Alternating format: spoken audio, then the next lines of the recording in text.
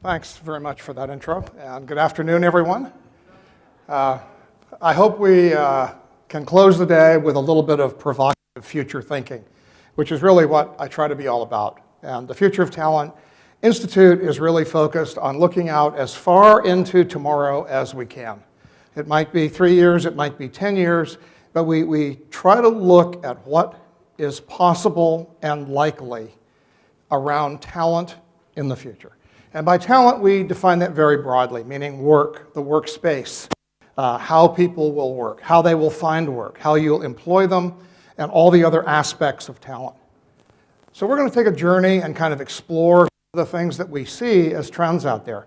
And I think several people today have inferred or talked about the idea of finding patterns and combining disparate things together. And that's really what makes this ability to look into the future possible. They're all things that you already know. They're probably things that mostly you have seen, but we don't typically in our normal lives put things together and make the connections and the combinations between things. So you look at a product here, you look at an idea there, you look at a service here, and we tend to look at them as separate things. But what happens when you put them all together? You get a whole different thing. You get a very different way of thinking. And that's what we're going to explore today. So I think there's 5 big things that are going on there at a very high level that are changing the world of work.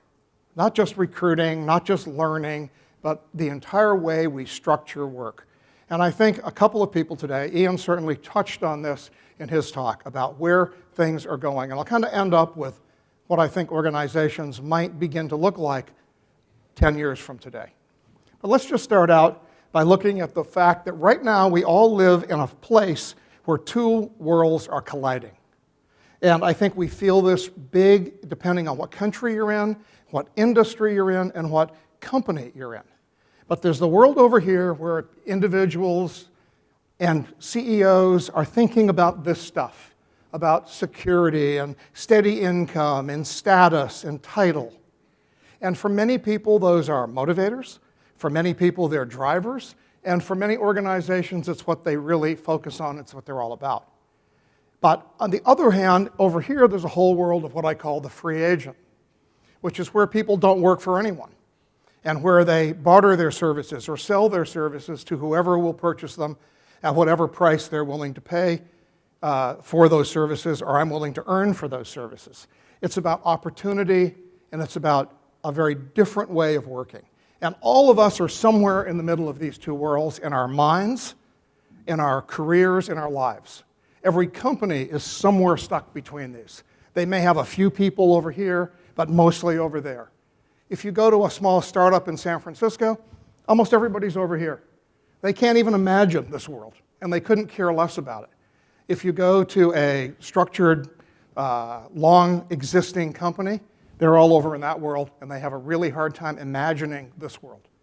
But we're going to move to this one. This is the world we'll all be in before you end your career. I can guarantee you that one, okay? So what's going on out there? First of all, with work itself, and I'll talk more about this, automation and robotics are vastly underestimated as to the impact they're already having. But I'll give you some examples of what's coming. There's a new robot called Baxter. And Baxter is a $25,000 robot that can do anything. Now this is revolutionary. This isn't evolutionary, it's revolutionary. Because every robot until now has been one purpose and generally very expensive and generally not safe for people to work around. Baxter is a really good guy. Okay? And we'll talk more about Baxter. But not only are robots coming, but the automation of software and services. So I think anybody here who's an HR service provider today will be providing those services completely automatedly, in an automated way, in a very short period of time, maybe within 5 years. It's possible to virtually completely provide them now. The things that are limiting you are the customer's acceptance, the use of bandwidth or technology. They're minor problems. I'm seeing some people are just giving out free iPads and iPhones in order to get people to adopt the service, the automated services, because in the end, they're almost free. what they make their money from is purchasing the services on a regular basis. And giving out the iPad or the iPhone is trivial. So it's about thinking differently about what's going on. But we'll talk more about automation, but it's the first one. The second one is the decline of manufacturing. And this is the first place where we really see automation playing out. If you look at Foxconn or any company in China or Taiwan today, they're investing heavily in automation right now today, and they are slowly, or in some cases fairly quickly, displacing the people that work in those factories. That's going to continue to be a trend throughout Asia and throughout the world. This is America's manufacturing decline over the last 30 or 40 years. It's amazing that only 11% roughly of Americans work in manufacturing today, where that was almost 70% at the beginning of the 1950s, right after World War II. Well, it's an incredible shift in where people are working. These are the growth areas. These are areas all in the service field. Things like elderly care and home health care are the largest growth professions around the world in all developed or developing countries. This is where the future is going to be for many organizations. If you look at what's going on in work right now today, if you look at who's been displaced in the recession, in the US and in Europe in particular, it's the youngest people and the least skilled people, the people in the middle skills. Actually, the very low-skilled people, the people who do the menial jobs, the maids, the cooks, the people like this, they're employed. They have no problem getting employed. But if you're in that middle range, you were a manufacturing worker, you were a semi-skilled worker, you have only a high school education, you've been displaced by automation, or you will be.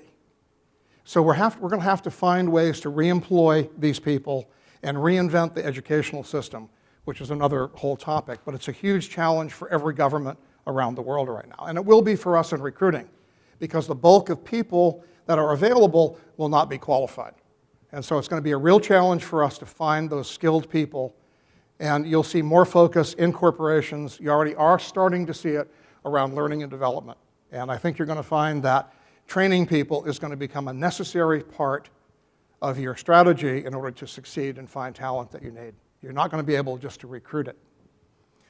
We've got many interesting trends, like less home ownership amongst young people in the United States. Young people are not buying homes, even though they can, and they can afford them. But they're not buying homes because they don't want to be stuck in one place. They want to have mobility and be able to move whenever they feel like it. They're not buying cars. General Motors just did a really interesting survey on future car buyers. And all the people who buy cars in America right now are over 40. People under 40 are fundamentally not buying cars. And they're not buying cars mainly because they're moving to urban areas like San Francisco and New York and Atlanta and Chicago, where there's no need to own a car because there's good public transportation. And they don't want to buy cars for environmental reasons, so they're using rental cars, or they have a new service, which I think also exists in other places around the world, where you can rent a car just for an hour or 2 hours at a time, and then just leave it wherever you are and tell them where you've left the car. So there's a whole new ecosystem coming up around transportation and how we get transported, to say nothing about the robots that are going to be driving our cars. Google already has cars driving around San Francisco with no drivers, and 3 of the states in the US have now made it legal to have cars on the highway with no driver. That's now legal in the US. California is one of those states. Right? So lots more free time that young people have. They're not burdened down with lots of home. They're not getting married, which is one of the big things. They're not getting married and they're not having children. This is a huge phenomenon in Singapore. Singapore has been struggling for a long time with how do they improve the birth rate and how do they improve the marriage rate. Everything from dating services to everything else, and it hasn't worked. Right? And it doesn't work because there's not any incentive to have children if you want to be mobile, flexible, and have a life of freedom. They don't see any value in having children. This is a phenomenon that's going on all over the world in developed countries. So when you're not having children, you don't own a house, it means you have very little to no debt. And when you have very little to no debt, it means you're very mobile and very flexible, and you can work for much less money than somebody who has fixed costs that they have to cover every month. So now I don't have to worry about how much money I earn. As long as I have enough money to pay rent and eat, I'm okay. And that doesn't take very much. And so I can go out and sell my services, be creative, start a company, and do what I want to do. And this is increasingly what we're seeing young people doing. And so when I talk to my students in university, I say, what do you want to do? If you could, what are your plans when you graduate? And no matter what they're studying, almost all of them tell me, go start my own company, or work for 2 or 3 of my friends that just started a company. None of them, not a one, said, I want to work for IBM, or Intel, or Apple, or Google. Okay? I've interviewed hundreds of young people at Google, and in the US, the cost of a college education can be extremely high. These young people are at Google just long enough to pay their debt, and then they leave. And it's a really interesting phenomenon. They're not there because Google's a great place to work or they love it. They don't have any real issues with that, but they're not there because they love the work. They're there to pay off their debts. So it's about what motivates you to take these jobs. So we're finding that people want to have their work, their life, and their play all intertwined. It's not work-life balance. That was a Gen X thing. Right? The people that have kids want to have a work-life balance. But for these people, work and life is the same thing. You go to Zynga at 8 o'clock at night, and everybody's still there working. And they're not there working because anybody said you must stay here. They're working because they want to get the project done, or they're having a really good time. They're not married. They don't have any house. So why not just stay here and work? They love it. They're happy. And we have a hard time understanding that, gee, I can be happy at work. But if you look back into history, and you look back into 100 years ago, when people lived on farms or lived in the country, there was no separation of work and life. Your work and your life were exactly the same. Look at all over Asia in the shop houses. Your work and your life is the same thing, right? You live in the shop house, you work in the shop house, that is your life, and nobody thinks about, oh wait, it's 5 o'clock, we're closing up now. If somebody knocks on the door, you sell them something. It's an opportunity. This is the new way of working. And our way of the 20th century is a very mechanical factory model that was designed to create widgets in high numbers, and it was not designed for creativity or innovation in any way, as Ian pointed out earlier today. All right? Values of young people, particularly, are very different, and even many of us have different sets of values. We're talking about sustainability and just enough, and right-sizing our lives, and openness, and having fun. And if you ask people, what do you want from work? I want to have fun. I want to enjoy my work. I want to be passionate about my work. I want to have a really good time. And yet you go to work in most companies, and you think you're walking into a funeral. Everybody is sitting in their desk. Nobody talks to anybody. They're all sitting there. Everybody is like a robot. Every meeting is very polite. Everyone's very friendly. Everybody's dressed nicely. It's a fake world. Is that the world you live in at home? No, it's not the world any of us live in except 8 hours a day. And then we say, let's go get a beer and get the hell out of here, right? So the whole thing is, how do we create the world that we normally live in and still work and be productive? And that's really what's happening in the startup environment in London, in New York City, in Silicon Valley. That's really what it's all about. Right? It's a fundamental shift in how we think about work and how we execute what we do.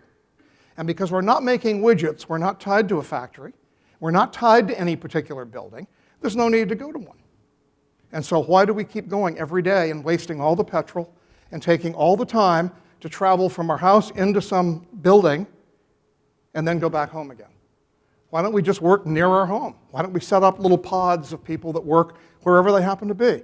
And that's also happening. All over America, they're building these little work centers or pods where people from many different companies come and work all day around a table like this. And guess what happens? Just what Ian was talking about. You start combining ideas. You start learning disparate things from people outside your ecosystem, and you're very creative and innovative. I never would have gotten that idea if I hadn't talked to this person from a totally different company than the one that I normally am in. So this is what is happening. Okay? So we look around this, and the guiding principle of young people today, and of many more of us, is about deliberate choice rather than social pressure. So 60% of guys in the United States, of men, are not finishing their university education. They start university, but after 7 years, they still haven't finished. And you say, what's going on? Why don't men finish it?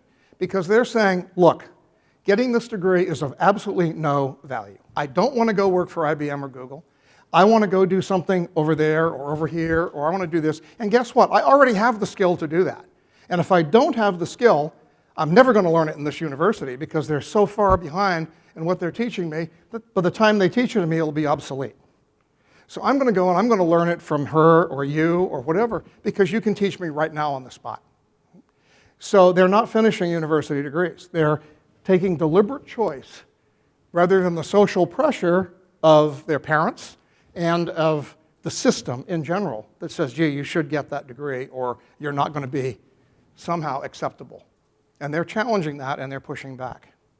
So what's happening is we're creating people that are going to have career mosaics and entrepreneurs. What I really see is people who will do many things in their lives. They will have many careers. They will do all sorts of things. And I look at it as a set of tiles, and those tiles are the various skills and experiences that you accumulate. And the more of those skills and experiences you have, the more valuable you are as a creative employee. The more you're going to be able to contribute to what goes on. It's not about vertical depth. It's about breadth. It's about understanding many things and being able to contribute in a crowd or group of people to success. This is really what IDEO, this is what a number of companies I'll talk to you a little bit later about, are really focused on right now. How do we create and build and find people with broad-based skills who can do a lot of different things? And we'll use the knowledge, the in-depth knowledge is increasingly going to come from the automation and the robotics. So if I need to know how to do a formula to build the bridge, there's a computer program that can design that bridge almost completely for me if I can give it the right inputs. But what can make the creative design of that bridge? Who can push the envelope? Who's the Picasso of the bridge? And maybe we're thinking outside even beyond a bridge. So I know I'm talking about stuff that for many of you is like, this guy's on drugs or something, all right? But I tell you right now, when I talk to young people, when I go out there and really talk to the visionaries, you talk to Mark Zuckerberg at Facebook, this is the world they live in. This is for them the normal world. And we're going to do lots of cool things. I'm not sure what, I don't really care. I might do it for 6 months or a year, and then I'm going to go on and do something else. So it's a world of entrepreneurship. It's urban, it's healthier, it's going to live to be 100 plus, and it's much better educated. So you've got, and I don't mean formal education, I mean educated through the internet and through informal learning and through the networks that they've built. So the average person today is so much smarter than the person who lived 20 years ago, only and simply because of being connected through the internet.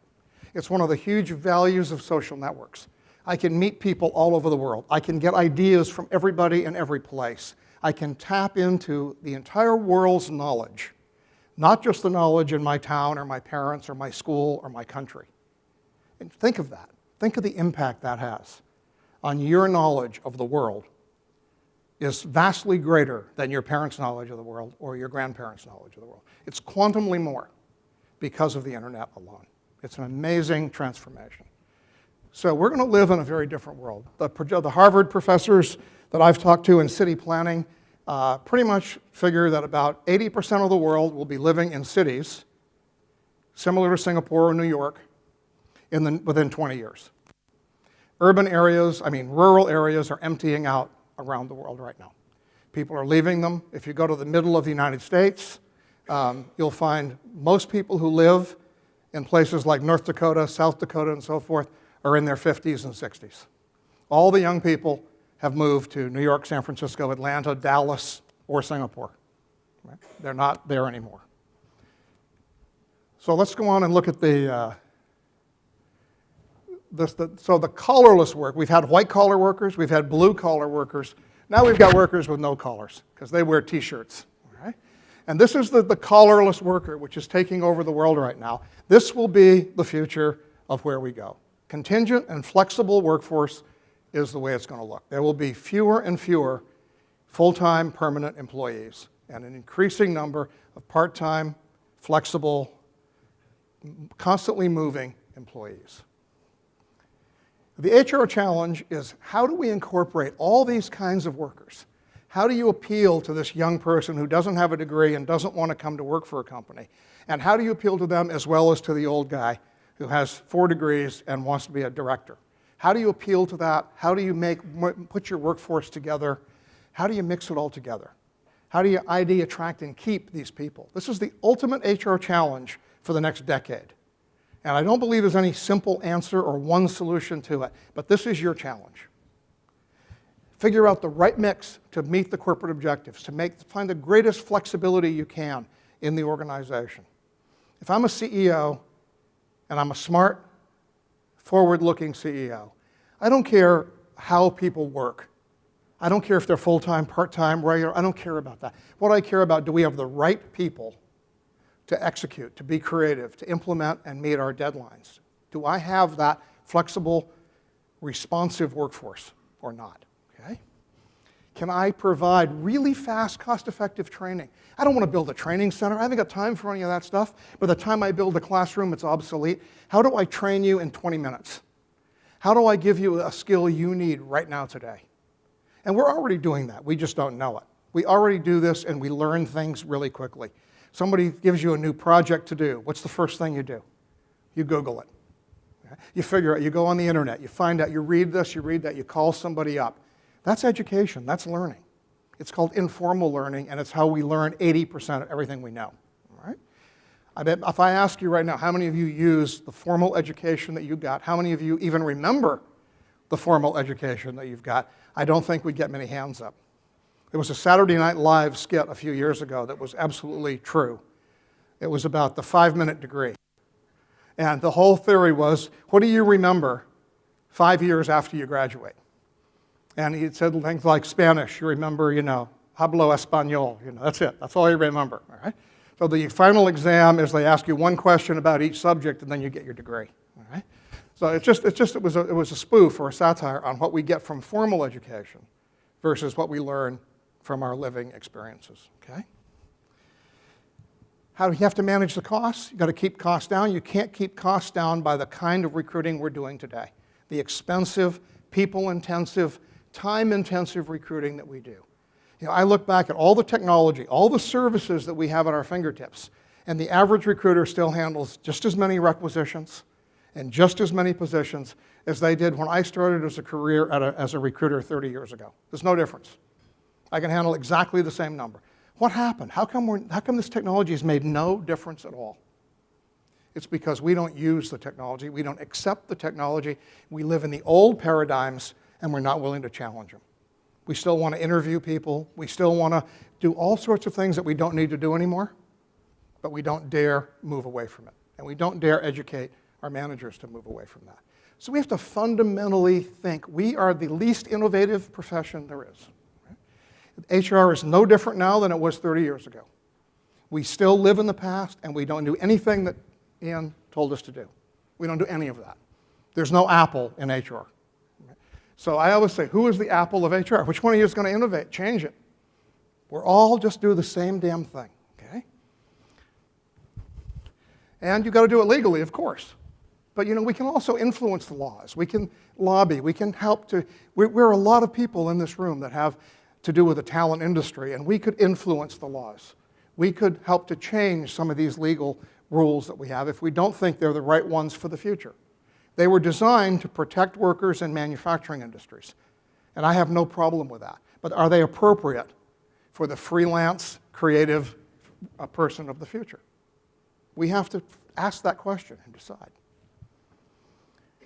Big data and analytics, you've heard that all over today. It is the future. I was just at IBM's investor meeting, and their CEO stood up and she said, we're not about computing. We're not about any of the things that you might think IBM is about. She said, what IBM is all about is analytics, analytics, analytics. And our job as IBM is to provide information to cities and to companies and to countries that's useful for them to make decisions about how to run their city or their country. Things on the environment, on water use, on car traffic, and so forth. Using our technology to enable this sort of creative analytics and use of information. All right? Big shift. So that's what we're all about. These are the things. We look at big data, and they divide big data into 3 areas, what they call structured or unstructured, batch or streaming, and volume. You've got terabytes or zettabytes. Right? So I look at recruiting, and recruiting still lives in the old world. We live in the world of structured data, a resume that we can scan and parse and put everything in a box. Right? We don't live in the world of unstructured data, which is how do you get information out of social networks? How do we find out about people by their Facebook profile, by what they tweet, by their blog, by their presence on the internet? How do we find out about people? How do we derive information from that that's useful in putting people or helping people to find the right kind of work to do? But no, we still go with resumes, which is the old-fashioned structured data approach. We have batch processing. We keep databases and applicant tracking systems and run reports. I mean, this is language from the 60s. Right? We don't do stuff with streaming data. Why aren't we using our social networks, our tweets? Why aren't we using this stuff and analyzing this? And we already have zettabytes of data that just goes right in one eye and out the other because we don't see it, we don't use it, and we just live in the past. So we're going to have to start using big data and analytics far more in talent management. And this is the Harvard Business Review just had an article last issue where they call data scientist is the sexiest job in the 21st century. So if you want a sexy job, become a data scientist. And a data scientist is a unique person. And there are very few of them that exist because they require all the stuff that you can't learn in university. They require you to be a statistician, requires you to be a mathematician, requires you to be an economist, requires you to be a broad-based future thinker, and requires you to be brave enough to make conclusions and drive decisions. It's a unique profession. You can't get a degree in it yet. There's one university that offers a degree in it, and I'm not sure that I would want that degree. This is something you learn informally, on the job. This is a whole new area of growth. But we have to use big data to analyze what we're doing. So how does big data change HR? What could you do? So I look at this. There's 4 questions, first of all, you have to answer about people, about talent. The first of all is, how valuable is it? How much are people willing to pay for talent? There's a lot of talent out there that people aren't willing to pay anything for. And there's other talent that people will pay almost everything for. Right? So what is it? Is there really enough to meet demand or not? How scarce is it? And can you develop it easily, or does it take a long time? Is it difficult to develop? And are there any alternatives? Instead of being a statistician, could we use a mathematician? Could we substitute one thing for another? So you have to ask these 4 questions out there. These are things you have to understand. And then you have to say, how can you know what you need to know about people or about the jobs? And we have to use the data and the analysis to figure this out over the next few years. So I look at recruiting. I look at here is, the web is your CV, and social networks are your references. Right? That's it, the bottom line. The internet is your CV. I can go out there, I can look you up on Facebook, look you up on LinkedIn, look you up on anything. If you don't exist out there, I don't want to hire you. As far as I'm concerned, you don't exist. So I want you to be out there. I want to see what your presence, I want to see what you tweet, what do you talk about, what do you think about, are you creative, are you analytical, do you talk about anything useful or not, what's going on, what are you, who are you as a person? That's what I want to know. Now I know there's privacy laws, I know there's all this stuff, all right? But that's all transitory stuff from the 20th century. There is no privacy, there will be no privacy. The issue is you have to understand that you are what you are. And the beauty of younger people is they're totally okay with that. You are what you are. It's fine. All right? I don't care what you do here or there. I want you because you can accomplish this or achieve this goal. It's a really different kind of mindset. We'll get through the privacy piece over the next decade. It's going to be a long slog to get there, but we will get there. We're also going to get rid of patent IP protection. That stuff's all going to fail. It's already failing right now because it inhibits creativity. And so anything that inhibits innovation and creativity is going to ultimately fall by the wayside. And many of these things will. So we need to draw information about employees and candidates and jobs from the data. How do we measure performance? Performance appraisals, what a joke. Anybody here really think a performance appraisal tells you anything? It's an administrative, I call it an administrivia task. that you do once or twice a year and it means nothing to anybody except it makes comp feel good because then they can give you a salary increase based on it. It's all politics. What about your real performance? What are people saying about you? Are any of you familiar with the software tool called Ripple, which is now called Workforce, work.com? This is a streaming online social network-based performance management tool. Basically, when you go to work for a company that uses this, everybody just talks about everything you do. So if you make a presentation like this, you'll all be sitting there tweeting into the Ripple stream, and this goes on all throughout your career. So at any particular time, one of you can say, oh, gee, I like Kevin a lot. I'm going to give him a plus mark or a minus mark, kind of like a like in Facebook. All right? I like you or I don't like you. And at the end of a period of time, you can add up how many likes did this person get? And where did they get them? And what do they do really well? So it's a real-time streaming analysis of performance. Your boss, if you have one, can also input that information. Anybody can put information. It's 360. Anybody at all that knows you can contribute and put information in the company. So this way you get your customers' feedback, you get your peers, you get your boss, you get everyone's comments, and it's streaming real time. Scary to some people, but it's very real, and it's really a great tool that a lot of companies are now adopting. The company was just acquired for a lot of money by Salesforce, and it was a standalone company. Salesforce just paid a lot of money for this company. Workforce planning. We have tools that are really helping to understand who you have in your workforce, what they contribute, what they're worth, and how valuable they are to your organization. These are just some of the tools that you can see later. SuccessFactors just bought a New Zealand company called Sonar 6, and they're incorporating this into their things. This is a graphic portrayal of your employees based on their performance and their potential. And it gives you kind of a graphic picture of where they might be able to go and where they are right now. You can look at trends for your whole company and say, gee, you know, our potential last year was much higher than it is this year because we've lost some good people that had potential. How come the people that have potential are leaving? So you might have great performance, but you don't have very good potential. So you can begin to look at the comparison between these two axes using these kind of tools. So these are the new, creative, emerging tools that are very, I think, going to really revolutionize what we do, or could. In assessment, there's hundreds of great tools in the assessment area. Assertive tries to look across your social profile and assess your skills, as does Remarkable Hire. And this is collect social evidence to score your knowledge. So they go out there, and how many of you have seen LinkedIn's endorse you for a skill? Yeah? Well, that's a very, almost useless tool. But the idea is very good. And the idea is the crowd of people out here know you and know what you can do better than anybody else. So what if I could really get people to endorse you or to really score your knowledge in some way around a topic? We all know people we work with. And you say, oh, she's a data scientist, but boy, I would never hire her. All right? We know that about people.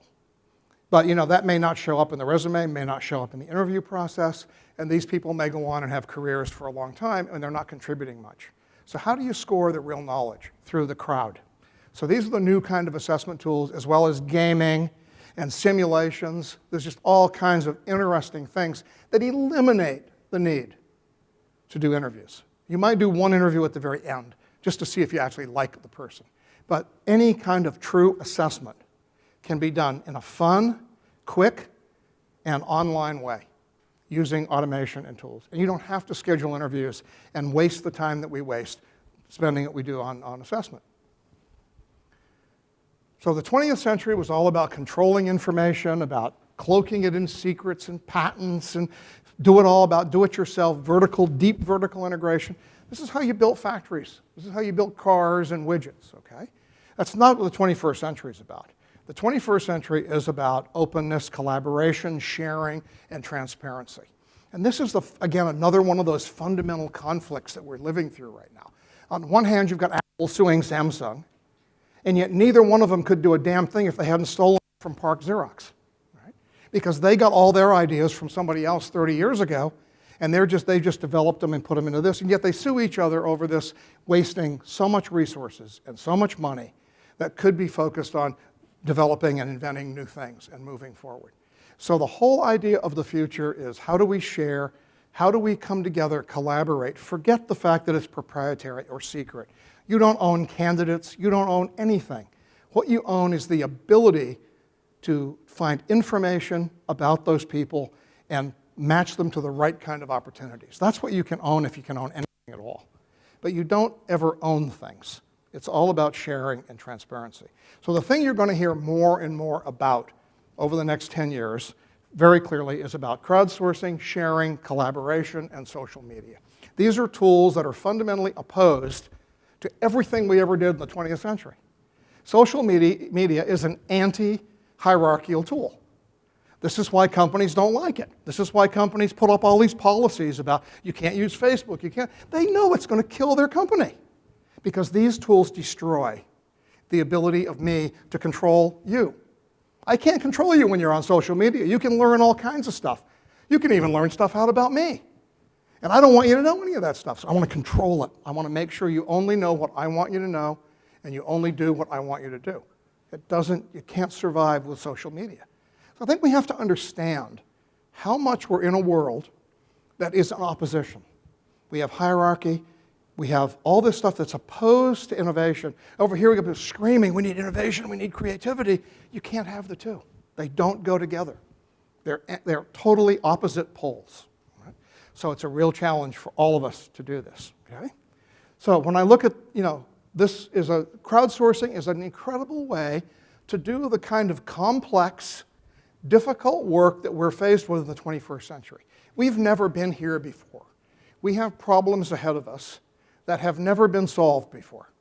We have issues around global warming, around all sorts of things. These issues, we've never solved these. We don't know how to bring the world together into peace. We don't know how to cross cultural and language boundaries very well. We don't know how to do any of this stuff. This is all new stuff.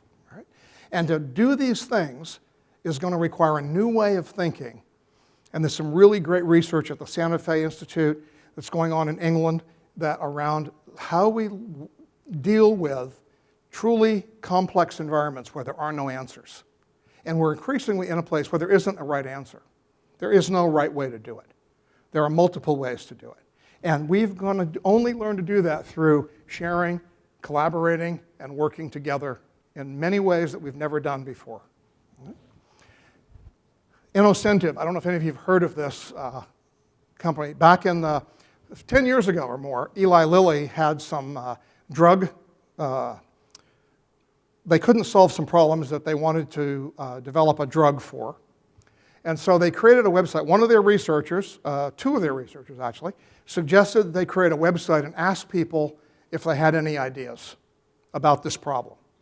And if they did, they would pay them some money. And with this, Innocentive was born. And they put out the problem, and within just a few weeks, they had a solution to this problem that they had worked on for a decade. And their scientists, their PhDs, their R&D lab couldn't solve the problem. And guess who solved it? Somebody who knew nothing about pharmaceuticals or drugs. Somebody from a totally different industry came up with the right answer to solve this problem. And it shows the power of disparate thinking. So Innocentive has now become a normal site, a regular commercial site. You can go on there and you can earn money for solving problems that they have. And they list different problems, like this one here. The first one is showcase how a person enjoys using an augmented camera. If you can showcase how a person enjoys using an augmented camera, you'll be paid $18,000 US. So you can go on here and you can contribute answers to any of these things. And if you are the winner, you will be awarded this money. And this can be groups of people who contribute, and typically is groups of people. This is crowdsourcing innovation and R&D. Well, you say, who owns this when it's done? Gee, who's going to get the royalties and patents from this? And as soon as you start asking these questions, you begin to realize how stupid the patent system is and how limiting it is to creativity and to crowdsourcing, especially when the ideas come from 4 countries. And geez, we don't know all the laws in these 4 countries, and how the heck are we going to do this? And the fundamental thing is here you give away all your rights. You don't have any rights to anything. You get $18,000 and be happy. Right? This is the way it works, and this is the way it will work in the future. This is just one example. Right? Social influence scores will be really important over the next decade. How many of you have a clout score? How many have a cred score? How many ever heard of them? Okay. A clout score tells you how influential you are in social networks. Okay. So for example, CRED is a visual history of your social media influence. It goes out and this tool explores how many posts you've had, how many pictures, how many links. But beyond that, it says who cared? Did anybody retweet them? Did anybody like them? Did anybody comment about them? And if nobody retweeted, commented, or liked them, then you're not very influential, are you? But if lots and lots of people retweeted what you said and so forth, then you suddenly have influence. And so this score indicates how influential you are. And many companies in the US now won't hire you unless you have a minimum clout score, which is more commonly used. This is peer index, which is another one, and here's clout. And clout is based on a score of 100, and there's many companies in the US that won't hire you unless you have at least a 50. And certainly if you're going to do anything in communications or social media, they won't hire you, because who wants to hire somebody that has no influence, who's completely unknown? And so the whole bottom line here is, if I sit on here, and many of you saw today, I'm tweeting and so forth and so on, I'm not doing that to raise my clout score, but that's what the end result is you get a clout score, because you're out there, people read what you say, they read about this conference, they read about what many of you were talking about today. All over the world, people have been reading about this conference. And so your messages were amplified by everybody in here who tweeted. More and more people know about this conference. It wasn't just a Singapore conference in the Pan-Pacific. It was now a global conference that hundreds of people heard about, read about, learned about. And all of you, if you were tweeting and all, should have a clout score that goes up now, because you're much more influential. So this is the power of these. Many of you have credit scores for your credit when you want to get a loan from the bank. We're all going to have a social influence score. You already have one, you just don't know it. If you go onto Clout and enter in your Twitter account or whatever, it'll tell you what your score is. And many of you will probably have a 10 or a 15, which is kind of a typical starting score. But the idea is, if you want to start spreading the word and getting people to know you, if you want to get candidates to know who you are, then the best way to do this is to start building your online presence. So these are the tools of tomorrow. Okay? Now, social media is absolutely key to this whole process. It's about networks. It's about connecting across the world. It's not just a phenomenon. It's not just a fad. It's not just what kids do.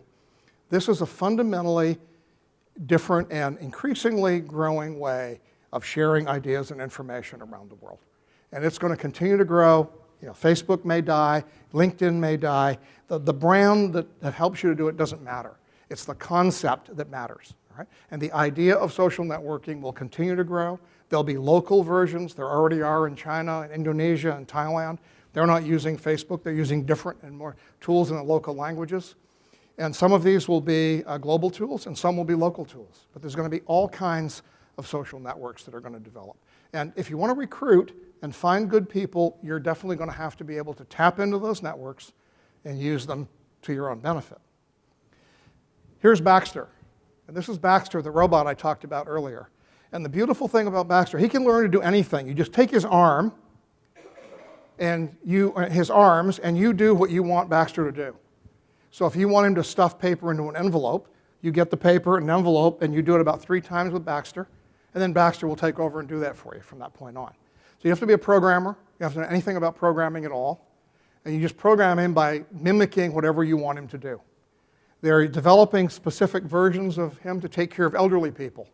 They'll be in the elderly person's house. They'll pick them up if they fall down. They can call emergency services. They can make sure they take their medication. They can gift them food. They can even do things like boil water and make simple dishes for them to eat. And the thing that's most amazing in the people that they've used these, the elderly people, they get very upset if you take them away, because this becomes their lifeline to the outside world. This is their companion. This is their good friend. And this is a phenomena that you're going to see growing very quickly in many areas, from cleaning your house to cooking your food to taking care of elderly people. Robots are going to have a major impact. They're going to fundamentally change work and what we do with work. And it's not that robots will replace us. They will in some cases. But what they really do is make you better. They do what machines did. They make us stronger, and they make us faster. So robots make us smarter and make us do things better. And Bobby Fischer, who's one of the world's greatest chess masters, if you follow chess, they did a very interesting competition with him, involving him, where they had the IBM computer play chess. They had him play chess. He won a couple of times. The computer won a couple of times. They were really sort of almost evenly matched. And the computer was maybe a little bit better than Bobby Fischer. Right? Then they had Bobby Fischer and the computer team up together and play the other chess master, the other grand master of the current grand master of the world. They killed the guy. So the people with the computer were vastly better than any one of them by themselves. And so we're going to find the same thing. When we combine machines and people, we can build big buildings and dig big holes and do all kinds of things. When we combine robots and people, we'll be able to do things we can't even imagine today in terms of intellectual power and growth. So it's not about being afraid of robots. They're not going to take your job. They will take your current job. They'll give you a new one that's a much better job than you had before and a very different job than you had before. But this is the power of robotics. And they are going to replace a lot of workers. Some jobs will just go away. I thought it was really interesting at General Motors, just a little side note. In 1960, they had 600,000 employees, and they built 2 million cars. Okay? Today, they have 200,000 employees, and they build 9 million cars. How the heck do they do that? Because they use automation and robotics. But we can't recruit any more people than we did in 1960. So what's wrong with us? Okay? These are jobs that are going to be gone to robots pretty quickly, probably almost completely. You can read these. But Baxter will be a better babysitter than most babysitters. Okay? They've got a robot now that writes sports reports. It's amazing. You can't tell it was a robot. They'll watch a baseball game or a football game or whatever. They know all the statistics because they're all in the computer. They can go through and they'll say, oh, Bill Smith just scored a goal, but that's not anywhere near as good as these four players did in 1960, 1980, and 1995. They get all the history, and they write the whole article, and it's really good. And 2 newspapers are now using this to do sports reporting. So this stuff is going to come out more and more into it. But there'll be new jobs created and ways to partner up with a robot to be even better. Okay? So the last thing I've got to say is really talking to Ian and his points. And I've done a lot of work in the whole area of what's happening to organizations and where are they going.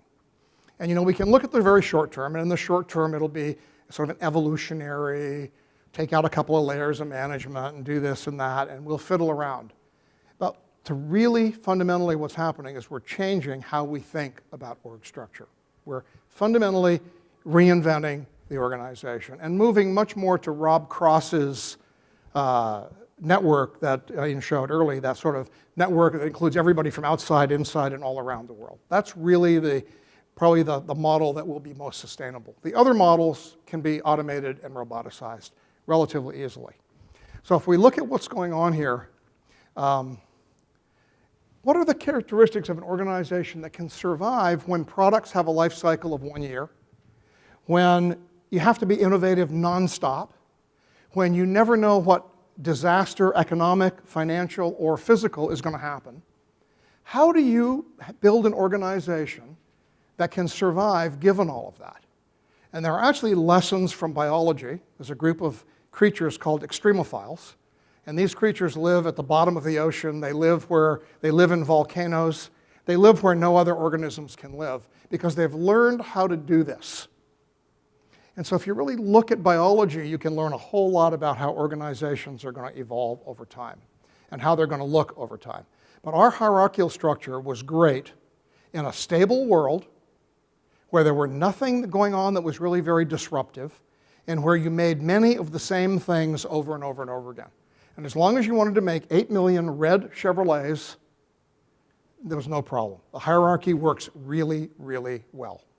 Hierarchies aren't working today in the military. They're not working in Afghanistan. They didn't work in Iran. The US Army is one of the biggest innovators of org structure, and they have completely changed how they're organizing the Army today. You don't see battalions marching in order anymore. Now you see Green Berets and SEALs. You see these weird 4 people, 8 guys in a crowdsourced team where nobody's a leader all the time. Leadership rotates according to need, where nobody has any real rank that means anything. And where when they go into a situation like Afghanistan, they have an anthropologist, they have a translator, They have a couple of guys with guns. They have all sorts of different disparate people in this team. And their idea is not to go kill people. The idea is go into Afghanistan, go into this village, and make them like us and not like the Taliban. Okay? That's a real different function. It's a different goal. All right? So how do we go in here and not make them scared of us, but how do we make them really like us and want to be part of what we're doing? This is a different, I'm not saying it's going to be successful, but that's the goal, that's the effort. The idea is how do you do this in a different way? So I can tell you right now that the way IBMs and these companies are structured today cannot survive because the world is changing around them.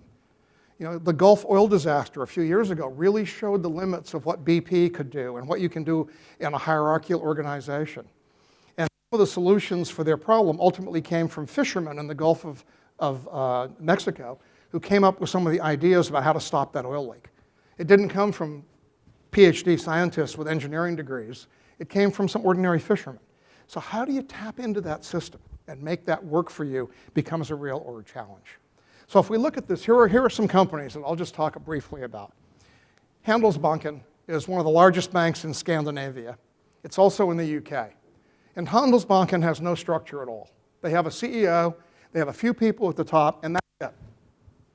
They don't have any managers, they don't have any bosses. Everybody's equally ranked. They have branches everywhere. During the recession, they're the only bank in Europe that made money. They didn't lose any money at all. They increased their revenues and source of income. Every person in the bank can make any decision necessary at that moment. So if you come into the bank and say, I need $500, they can decide right there themselves to lend you $500 or not. They don't need any permission. They don't need any collateral. They can use whatever collateral they want.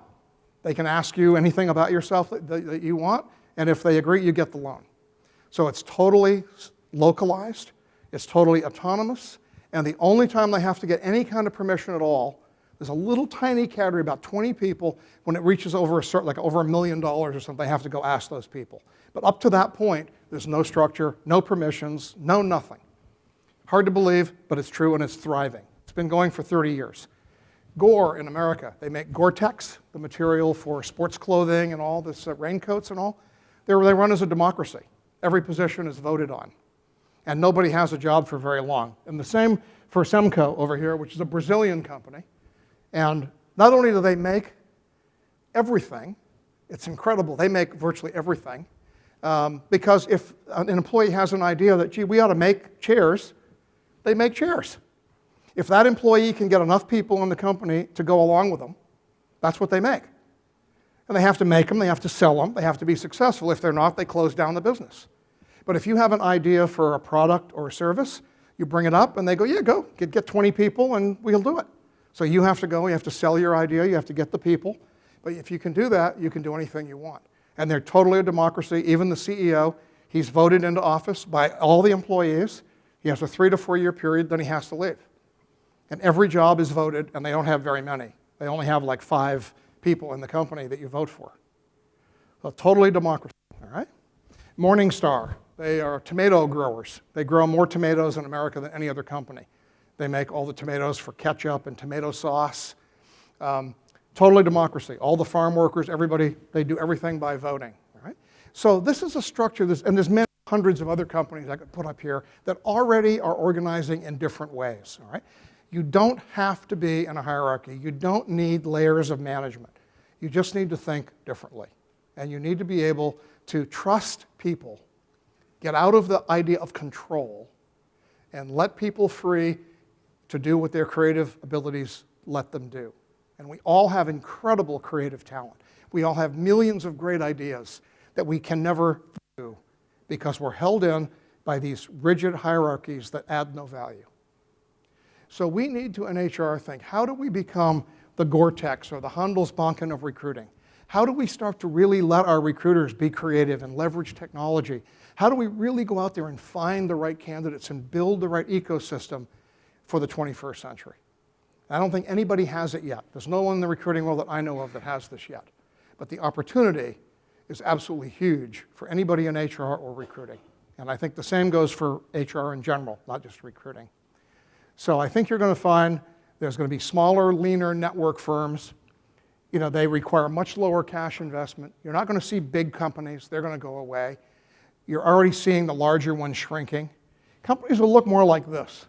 There'll be a small group of core employees, maybe a few hundred employees in the middle, maybe even fewer. And around them will be you guys.